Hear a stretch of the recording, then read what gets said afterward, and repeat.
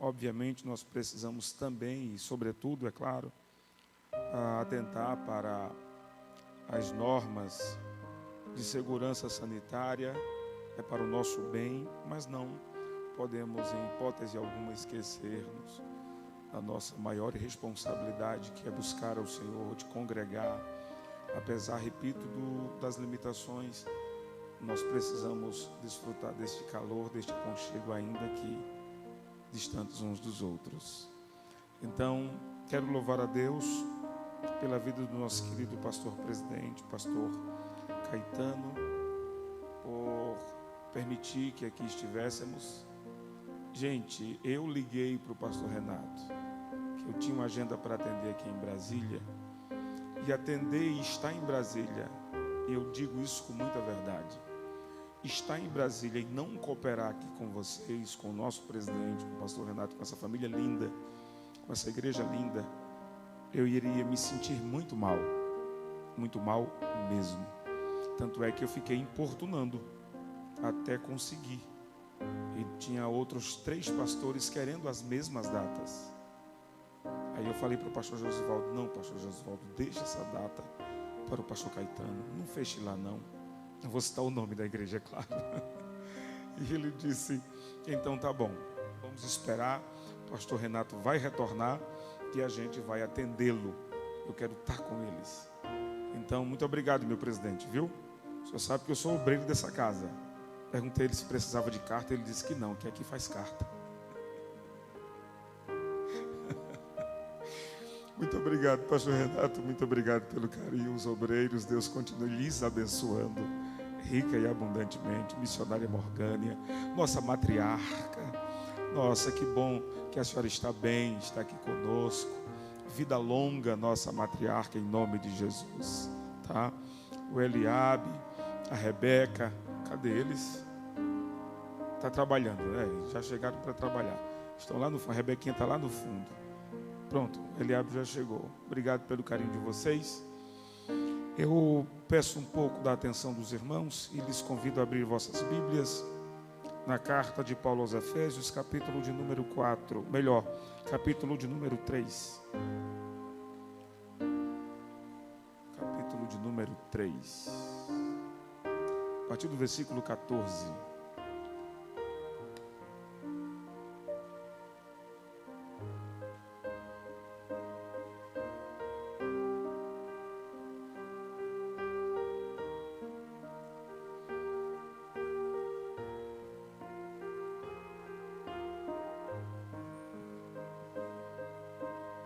Efésios, capítulo de número 3, a partir do versículo 14. Os que encontraram gentilmente nos acompanhem. Por essa razão eu me ponho de joelhos diante do Pai, de quem toda a família nos céus e na terra recebe o nome. Peço a Deus que, segundo sua riqueza, a riqueza da sua glória, conceda a vocês que sejam fortalecidos com poder, mediante seu Espírito, no íntimo de cada um. E assim, pela fé, que Cristo habite no coração de vocês, estando vocês enraizados e alicerçados em amor. Isto para que com todos os santos vocês possam compreender qual é a largura, o comprimento e a altura e a profundidade, e conhecer o amor de Cristo que excede todo o entendimento, para que vocês fiquem cheios de toda a plenitude de Deus. Diga amém. Sente-se, por favor. Eu serei o mais objetivo possível, mas também fiel àquilo que Deus colocou em nosso coração para partilhar ao vosso coração. O apóstolo Paulo, em todas as cartas que ele escreveu, ele sempre teve o cuidado, é claro, de alimentar a fé de todos os seus ouvintes. Haja vista que naquele momento em que o apóstolo escrevia, tanto ele bem como os seus irmãos, os seus patrícios, seja literal, quando não aqueles que eram pelo sangue de Cristo Jesus, fizeram-se irmãos, o apóstolo tinha esse desejo, essa intenção, essa responsabilidade de cultivar a fé dos irmãos. Essa palavra cultivar, ela é fundamental para esse contexto. Então, o apóstolo, ele vai mais adiante. Ele põe-se de joelho diante de Deus, orando pela igreja, orando pelos irmãos, especificamente ali em Éfeso. Não que essa oração restringisse apenas aos irmãos, se restringisse apenas aos irmãos em Éfeso. Não. Obviamente que esse era o desejo de que Paulo tinha de forma ampliada, de que todos os irmãos pudessem preservar o seu interior, o depositário da salvação, pois que a perseguição naquela época era intensa, não que não fora nos dias subsequentes, nos séculos posteriores, absolutamente. É claro que no primeiro século a igreja foi ferrenhamente perseguida. Nunca na história houve tamanha perseguição, nunca. Contudo, até os dias atuais, principalmente nos nossos dias, nós precisamos desta advertência, nós precisamos desse princípio e desta atenção pela qual Paulo se colocou de joelhos na presença do Senhor para interceder pelos seus irmãos, para interceder pela igreja. Pois a intenção do inimigo é interditar, é deter, é nos desfocar, nos desnortear, enfim, tirar-nos do caminho. Ele sabe muito bem a grandeza, ele sabe muito bem a profundidade, essa multidimensão do amor de Deus, essa extensão gloriosa do amor de Deus, o seu alcance, ele conhece muito bem. E por essa razão, é claro, que ele vai apostar todas as fichas, ele vai utilizar de todos os recursos, seja eles quais forem, na tentativa de nos deter, na tentativa de nos fazer parar, na tentativa de nos interditar, sabe, de impedir a nossa caminhada, de retardar a nossa caminhada. E ele vai fazer isso de forma sutil. Por isso que o apóstolo também, ele recomenda que nós não subestimemos os ardis de Satanás, o inimigo de nossas almas. É claro que nós temos o Todo-Poderoso sobre nós e aquele que é por nós. Se Deus é por nós, quem será contra nós? Aquele que nem mesmo seu próprio filho poupou. Paulo traz essa comparação para dar esta força, esse arrojo, este fundamento, a nossa esperança, a nossa fé. Ora, se ele nem mesmo seu próprio filho poupou, que dirá também, obviamente, nos preservará, nos guardará. Ele é por nós. Portanto, essa era a intenção do apóstolo, que não apenas ele em advertindo os irmãos, mas os irmãos ouvissem atentamente essa advertência e colocassem em prática, para guardarem como Paulo guardava este bom depósito, o ambiente da salvação. Como vocês sabem, nós somos salvos aonde? Nós somos salvos na mente. Foi a nossa mente que recebeu a luz esclarecedora do Evangelho. Foi a nossa mente que recebeu esse entendimento para que pudéssemos, olha que coisa linda, estar aqui congregando e adorando ao Senhor, plenos e convictos da salvação. Nenhum dos que aqui estão em dúvidas do que Deus fez e a eficácia do que fez, a suficiência do que fez. Aleluia. Ninguém que aqui está em dúvida. Eu sou salvo. Glória. Porque aquele que pode me salvou.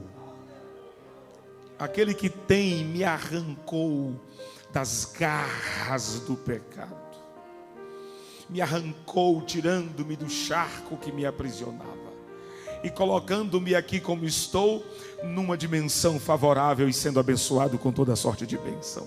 Gente, isso é por demais generoso e gracioso, pastor.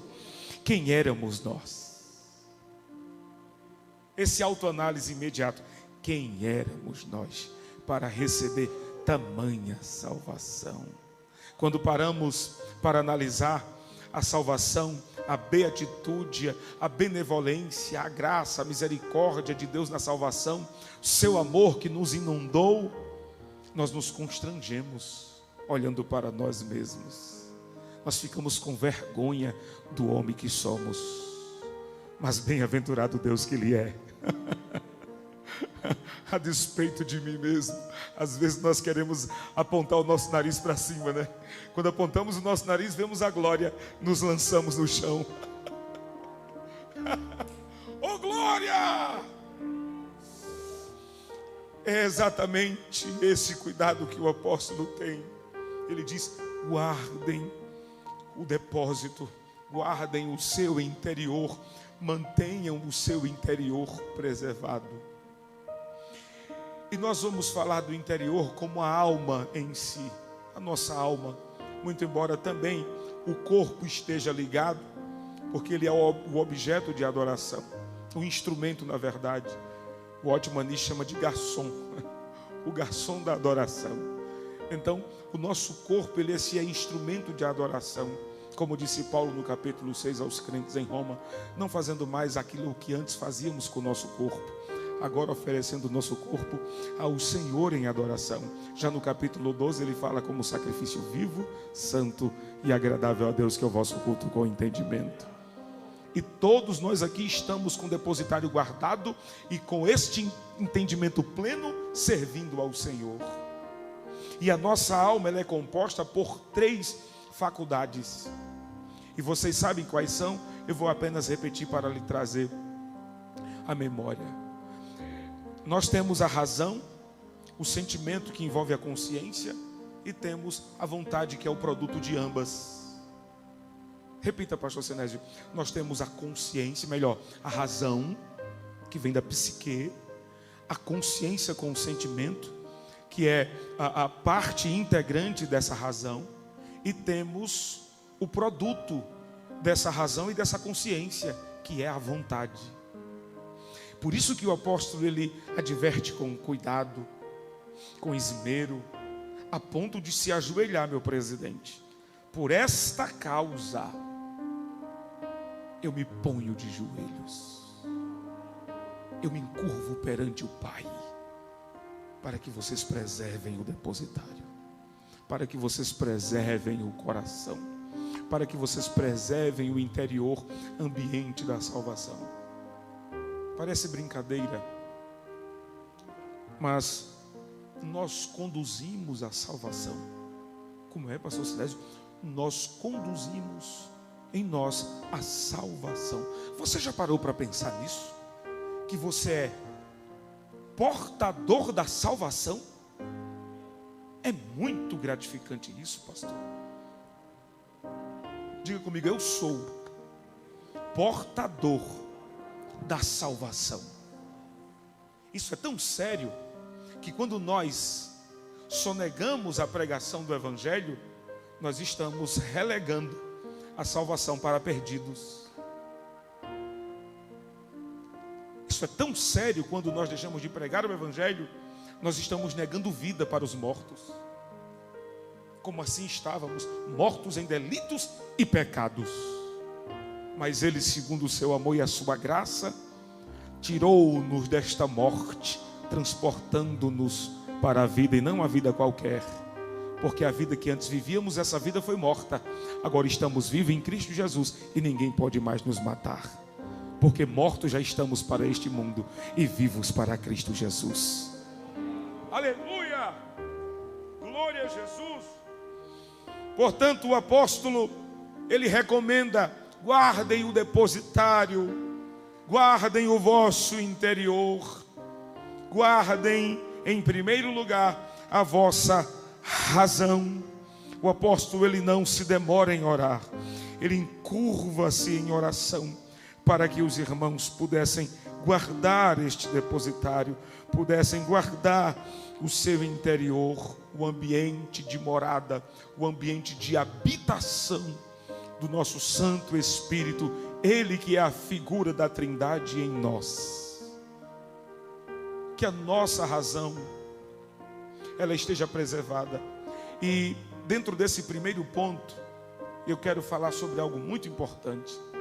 Nós estamos vivendo nesses dias o que nunca vivemos.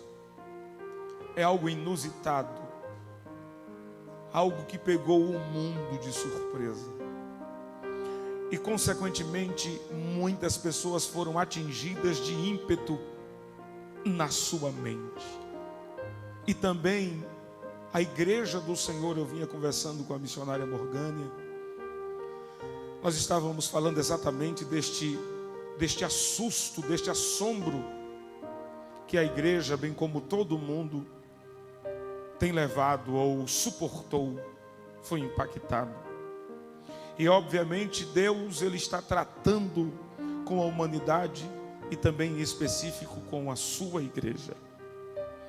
Ele está despertando a igreja para uma busca intensa, apesar de tudo isso que está acontecendo. Pois como falei outro dia, o caos que se instalou não muda em nada o governo e o controle de Deus na humanidade. Eu vou repetir. O caos que se instalou na humanidade não muda em nada o controle de Deus e a agenda da sua regência. Como é que é, pastor Sinério? Sabe esse Covid? Na agência de Deus. Aqui, ó, na palma da mão. Não é masoquismo. E o que é, pastor? É controle.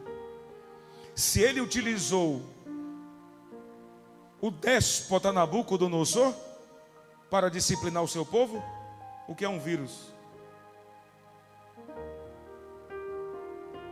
Abacuque não queria aceitar. Jamais. Quem? A nação pagã, os caldeus? Sim, são eles. Vão ser os meus agentes para disciplinar vocês. Nossa, é antagônico isso. Mas aí quando Deus adverte o profeta, aí no capítulo 3 ele diz: ainda que a figueira não floresça, oh glória, ainda que o produto da oliveira minta, aleluia, ainda que as ovelhas dos currais sejam arrebatadas, que não haja mais a vaca nos currais e as ovelhas sejam arrebatadas, eu todavia, ele mudou radicalmente a sua mente. Por quê, pastor? Porque o seu interior foi invadido pela verdade de Deus. E qual é a verdade de Deus, pastor? Ele está no controle, ele é soberano. Eu vou repetir, ele está no controle e ele é soberano. A salvação que ele me deu ninguém pode tirar. Oh glória, ele tem todo o recurso, a logística e a instrumentalidade necessária para nos guardar nele. Ele disse: aquele a quem eu tomo pelas mãos, Satanás não arrebata. Levante a sua mão comigo, por favor. As nossas mãos estão seguras pelas mãos graciosas e poderosas do Deus que nós servimos. Mas é necessário que guardemos a nossa razão. Por quê, pastor? Porque estamos diante de uma grande bifurcação existencial. Uma grande bifurcação, aonde nos coloca numa grande e necessária oportunidade de tomarmos decisões. E toda decisão, ela acarreta em consequências. E vocês sabem, porque decisões decidem destinos. Eu vou repetir. Decisões decidem destinos. E nós precisamos entender que uma vez guardando em Deus esse depósito do nosso interior, consequentemente toda a nossa vida estará resguardada no Senhor. Tanto o nosso passado, aspas, como o nosso presente e o nosso futuro. E o nosso futuro. Quantas e quantas pessoas ficaram para trás com esta pandemia? Esta pandemia, dentre tantas outras coisas que ela veio provar, foi a fé superficial de muita gente. Foi a instabilidade emocional, vocacional e também, lamentavelmente, o serviço aparente que muitos prestavam ao Senhor. Como o pastor Sinésio repita, serviço aparente. Pessoas que, lamentavelmente, nunca nasceram de novo. Estavam na igreja por pura emoção, puro sensacionalismo. Este apóstolo, quando dobra o joelho, ele dobra com convicção. Convicção é resultado de fé. É o chamado ápice da fé. Repita, pastor. Convicção é o ápice da fé. A fé não é um produto da vida cristã. Não. Ela é o resultado. Como é, pastor Sinésio? Fé não é um produto da vida cristã. Como tem a oração, o jejum. Não. Ninguém produz fé. Ninguém produz fé. A fé é gerada de Deus por intermédio de sua palavra, que nos dá essa convicção necessária para, apesar de tudo quanto estamos passando, nós nos levantarmos e altaneiramente permanecer caminhando, ainda a despeito de toda a resistência do inimigo contra nós. Mas não é o inferno que está vindo, somos nós que estamos avançando. Eu vou repetir: não é o inferno que está vindo contra nós, somos nós que estamos avançando. E essa jornada, e essa marcha, ela não vai ser detida. Por quê, pastor? Porque os portais do inferno não suportarão a marcha da igreja do Senhor Jesus Cristo. Não é que você é bonzinho, você é melhor do que aquele que está do seu lado. Não, é porque o Deus que você e Ele serve tem nos guardado de tudo e absolutamente todas as coisas.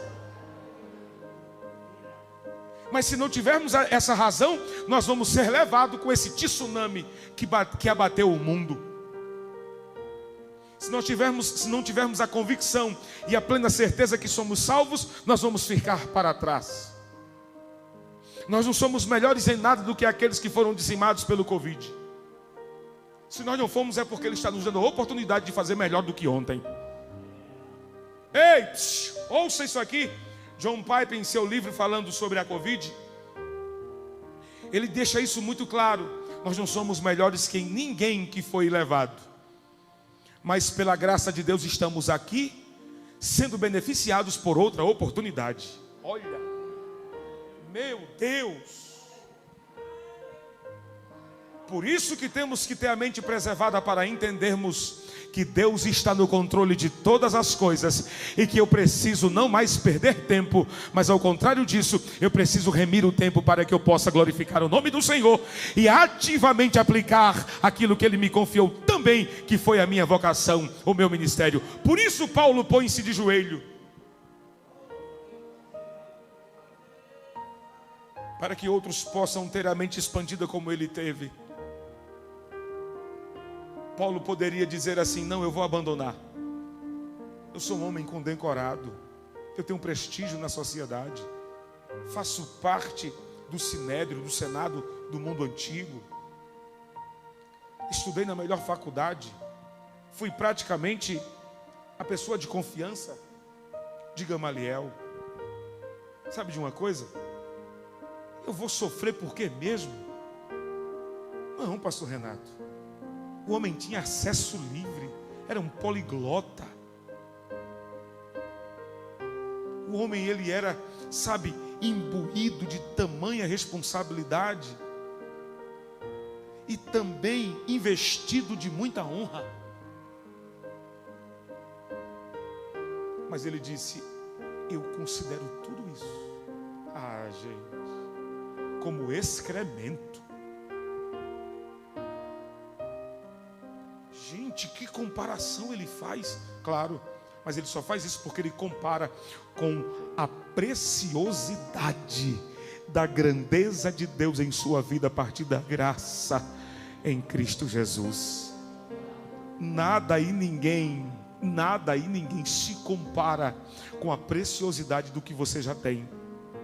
Diga comigo: o que eu tenho dentro de mim, nenhum valor fora se comparará. Oh glória! O que eu tenho dentro de mim, nenhum valor fora se comparará. O Senhor adverte João, e João escreve: guarda o que tens, para que ninguém tome a sua coroa. O proverbista diz: de tudo que se deve guardar, guarde o coração, porque dele procede os acessos do mundo. Então guarde o seu coração, porque aí Jeremias diz: o coração é enganoso mais do que todas as coisas. Quem o conhecerá? O próprio Deus responde: eu, o Senhor, conheço, eu prescruto, eu esquadrinho, para dar a cada um segundo o proceder de suas ações. Eu prefiro estar em Deus e trabalhar segundo a sua vontade, para que o retorno que venha à minha vida seja de acordo com o proceder de minhas atitudes. E quantas pessoas, lamentavelmente, repito, estão ficando para trás, pois estão diante da bifurcação e não sabem que rota tomar. Uma das vertentes da ansiedade, da angústia, é exatamente a dúvida.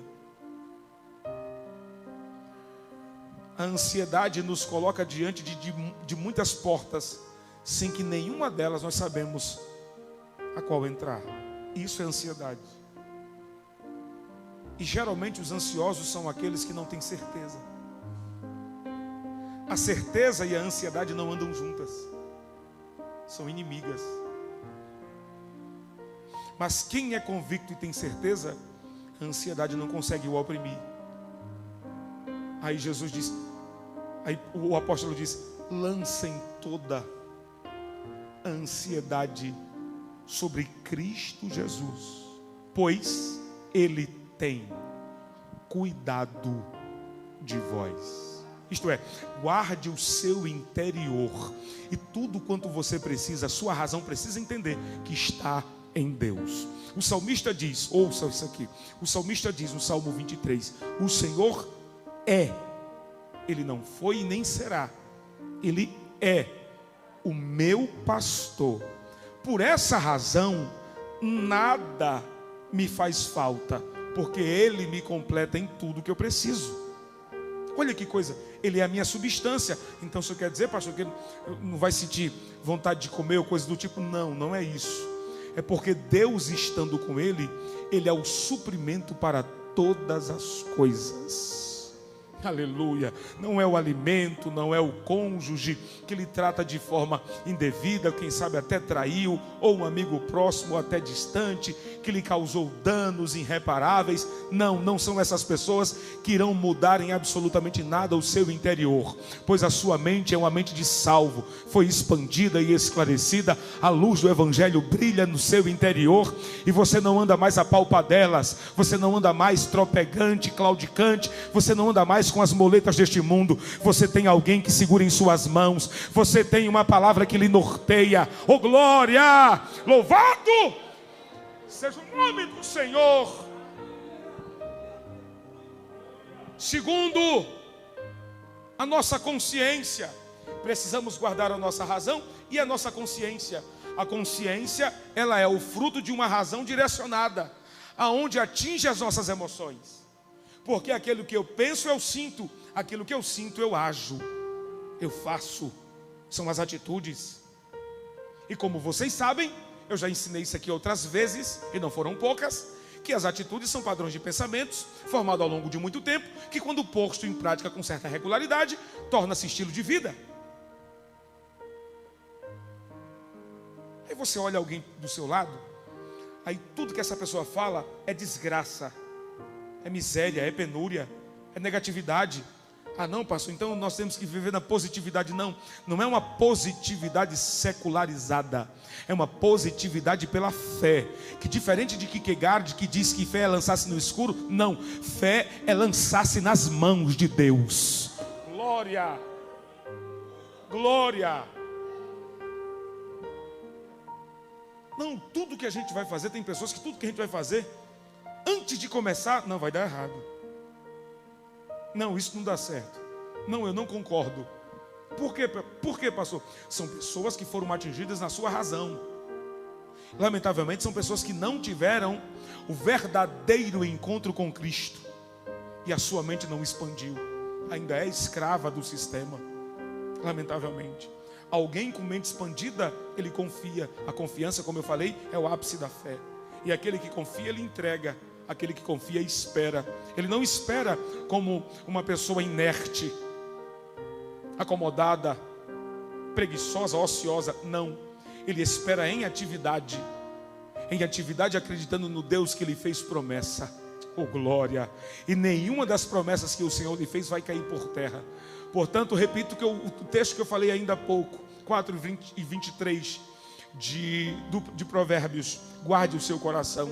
Essa sede das emoções, a nossa alma, precisamos preservar esse depositário. Apesar de tudo isso, quando está acontecendo, eu sou instrumento de Deus para um mundo caído, para um mundo em crise, para um mundo em caos. Eu não vou correr do mundo, vou tomar os devidos cuidados, vou tomar as devidas, enfim, observações. Contudo, eu não vou abrir mão de exercer o meu ministério, o meu papel. Há almas, e não são poucas, milhares de almas que precisam ouvir acerca da salvação que está dentro de você. Não permita que este mundo e esse sistema oprima você a tal ponto de abrir mão de preservar o seu interior.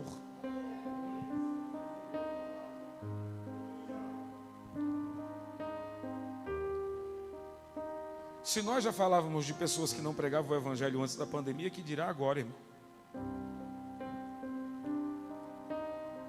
Um monte de gente falando, pastor Sinésio, produz aí um material legal para a gente fazer agora nessa pandemia aí, sabe, umas lives assim. Eu digo, que tipo de live vocês querem que eu faça?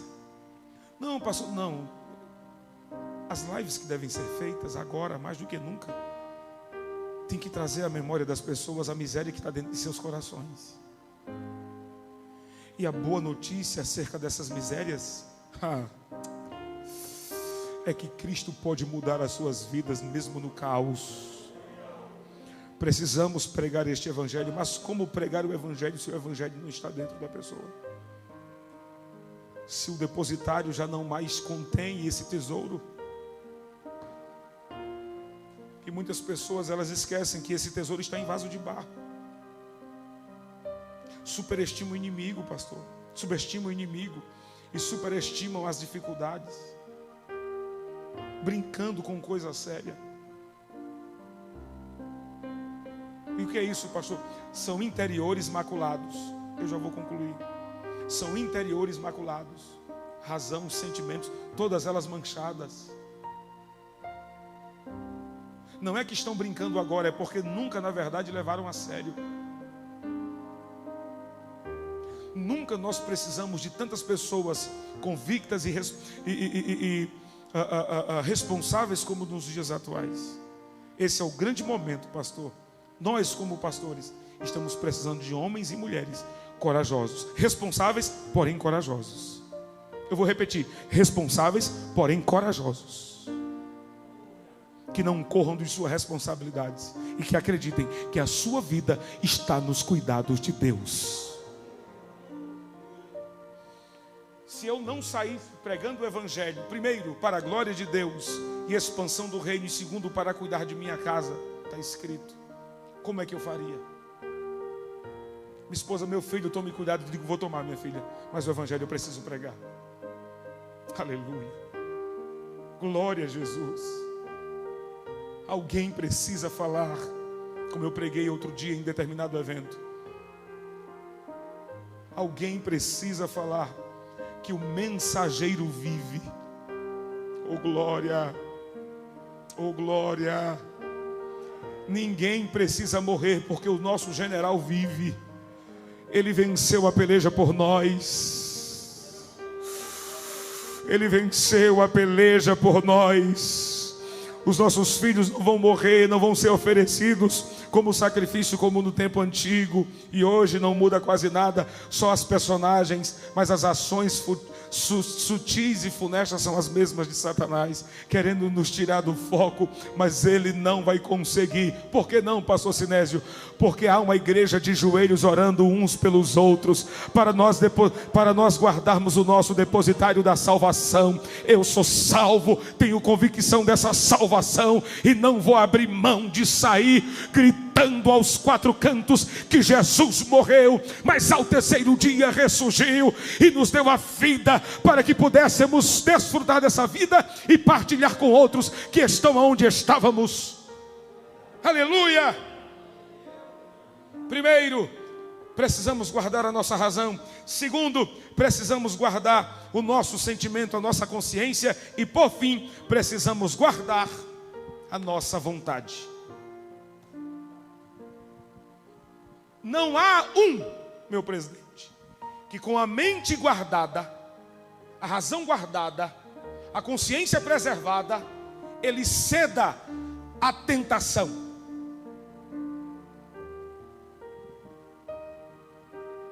Sua mente está preservada. Quando a tentação bate na porta do nosso coração, o grande problema é que, na maioria das vezes, quem atende é a curiosidade. Repita, pastor Sinésio. O grande problema da tentação, quando bate na porta do nosso coração, é a curiosidade que vai atender. Mas quando a convicção atende, a tentação bate em retirada. Tem alguém aí? Tem. E quem é forte na batalha? Quem é? Qual é o nome dele? Yoshua Hamashia, Jesus Cristo, o Messias. Ele é o habitante dessa casa e não tem espaço para nenhum outro mais. O meu coração é de Deus, a minha vida é de Deus, a minha família é de Deus, oh glória. A minha história é do Senhor. Depende dele, está nele, por ele, para ele, para ele são todas as coisas, dele, por ele e para ele são todas as coisas. Glória, pois, a ele para todos sempre e eternamente. Guarde a sua mente, guarde os seus sentimentos, guarde a sua vontade. Quando nós guardamos a nossa mente, o nosso sentimento, nós não temos vazão, ou nós não temos legalidade, ou não damos legalidade para barganharmos com o sistema. Não, barganhar com o sistema? Que conversa? Não, mas estamos em pandemia, vamos por aqui. Negativo. Com ou sem pandemia, a história permanece a mesma, a palavra não mudou, o Deus não tem sombra de variação, e Ele está no controle de todas as coisas. Não mudou 1 centímetro, 1 milímetro sequer.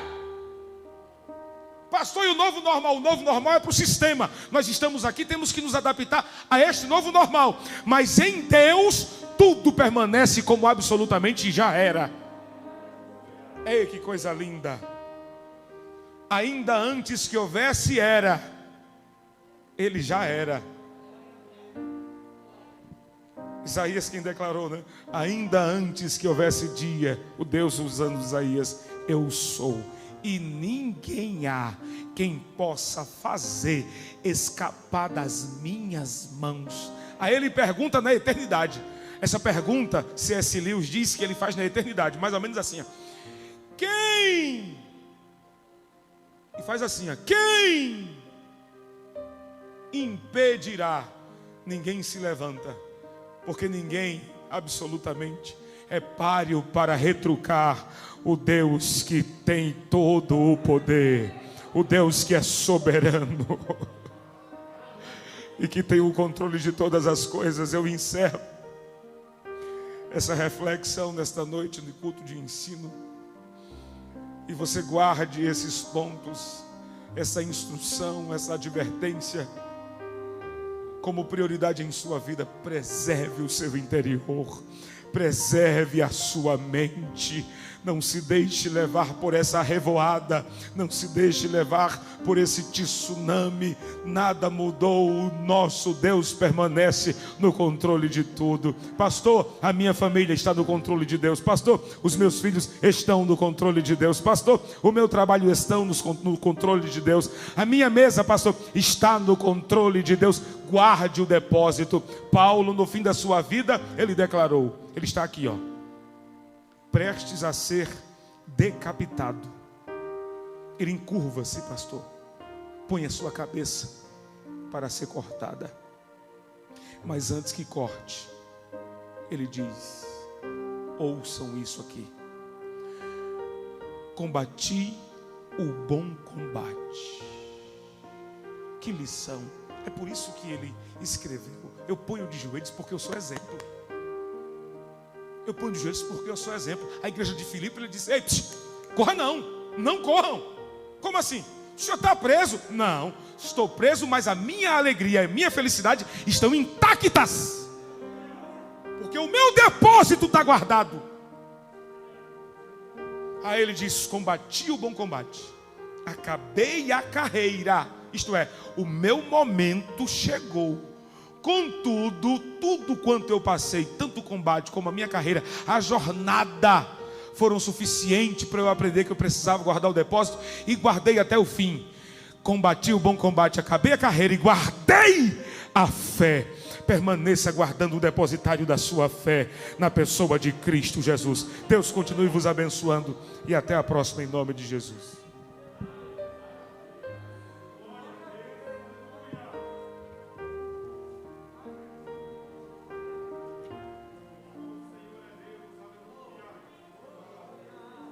Oh, aleluia.